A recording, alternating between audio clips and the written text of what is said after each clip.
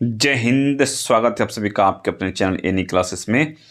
आज जानते हैं मॉडल पेपर जो है आपका हिस्ट्री का, सेट 1 हिस्ट्री का वर्ग 12 मॉडल प्रश्न, विषय हिस्ट्री, पूर्णांक 40, समय 1.5 घंटा। 40 क्वेश्चन के लिए 1.5 घंटा दिया जाएगा। तो इसका क्या है क्वेश्चन और क्या इसका जवाब है, इसको जानने की कोशिश करते हैं। पहला है यहाँ पर जो निर्देश है वो देख लेते हैं कि सभी प्रश्न के उत्तर अनिवार्य हैं।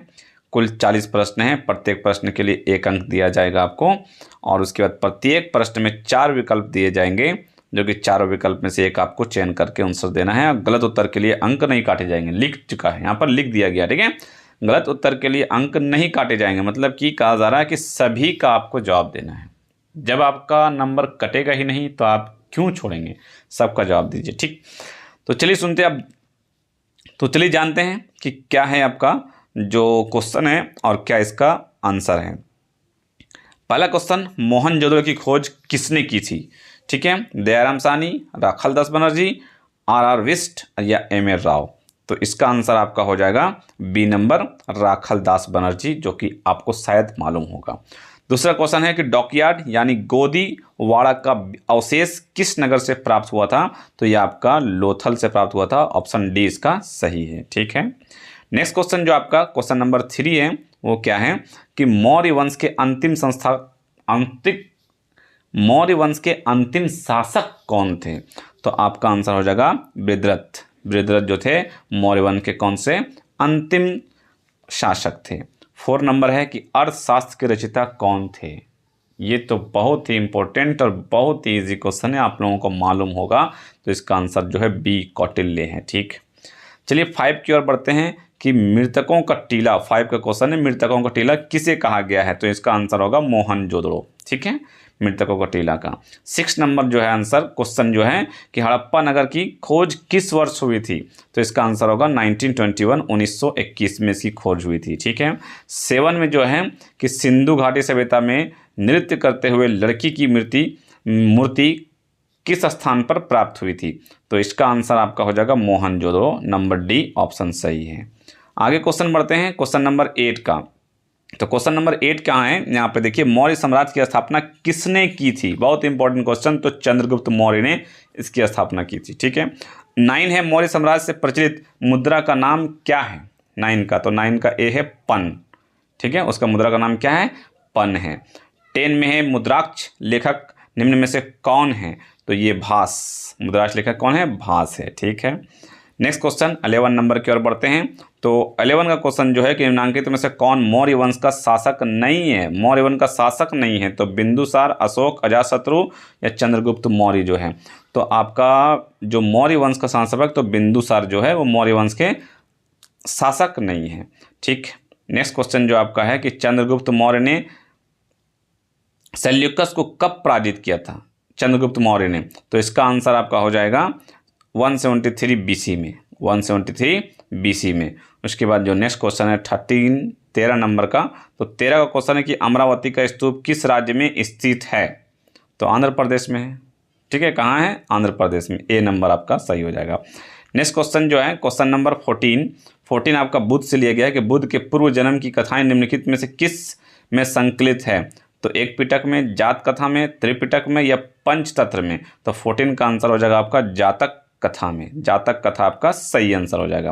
15 का है कि भोपाल के किस बेगम ने सांची के स्तूप के संरक्षण में योगदान दिया था? बहुत इंपॉर्टेंट क्वेश्चन है 15 नंबर का। तो इसका आपका आंसर हो जाएगा रोशन आरा जहां बेगम आरा, सुल्तान जहां बेगम या बी और सी? तो बी और सी ये आपका दोनों हो जाएगा, मतलब कि डी आंसर आपका सही है, ठीक है।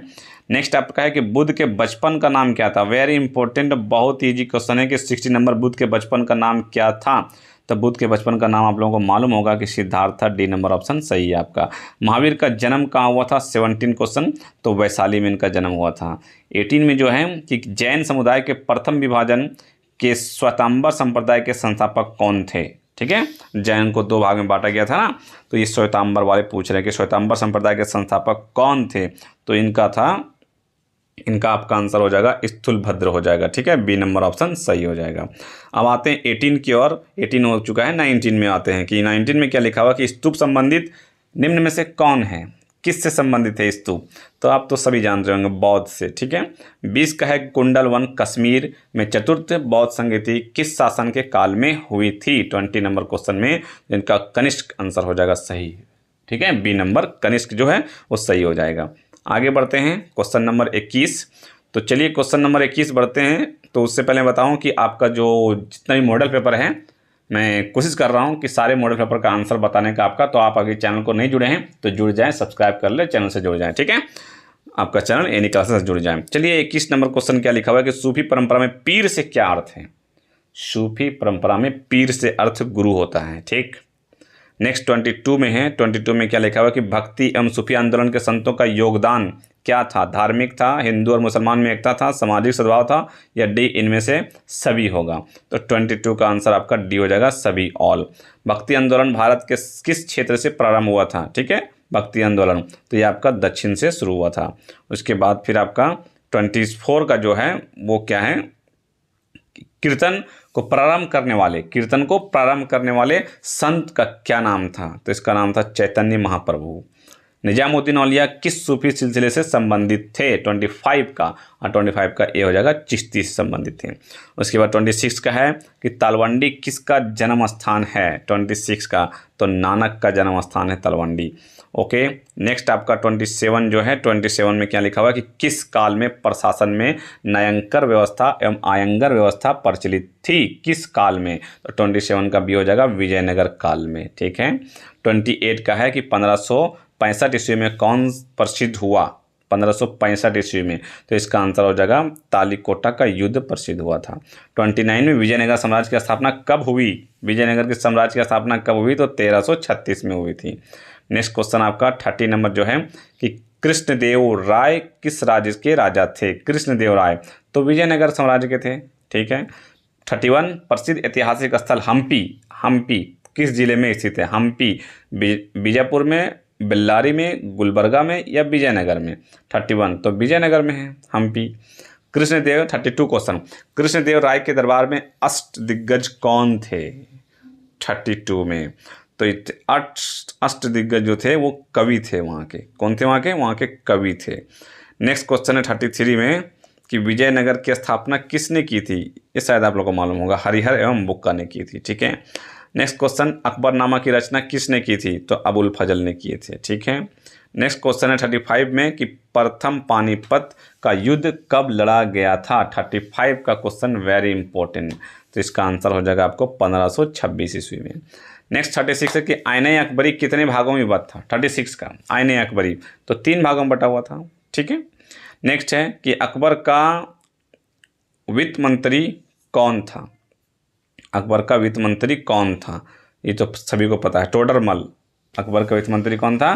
कि टोडरमल इसके अकबर का वित्त मंत्री थे। तंबाकू पर किस शासक ने प्रतिबंध लगाया था? तंबाकू पर तो तंबाकू का किस शासक ने प्रतिबंध लगाया था? तो इसका आंसर आपका हो जाएगा option number D, Jahangir. Okay. Next question 39 में है कि मुगल में सर्वाधिक उपजाऊ भूमि को क्या कहा जाता था?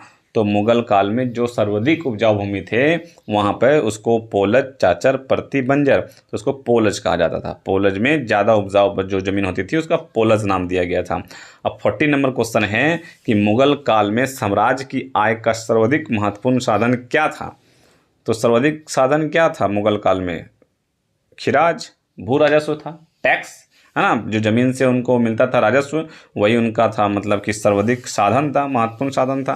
तो ये आपका 40 क्वेश्चन 40 क्वेश्चन मैंने करवाया आपका हिस्ट्री का, और सेट 1 है अभी, सेट 2, सेट 3, सेट 4, और जितने भी आए सबका करवाने की कोशिश करूँगा। बस आपको करना क्या है, चैनल को सब्सक्राइब करके जुड़ जाएँ। ठीक है, मिलते हैं फिर नेक्स्ट वीडियो में कुछ खास जानकारी के साथ। तब तक रखें अपना ख्याल। Thank you friends.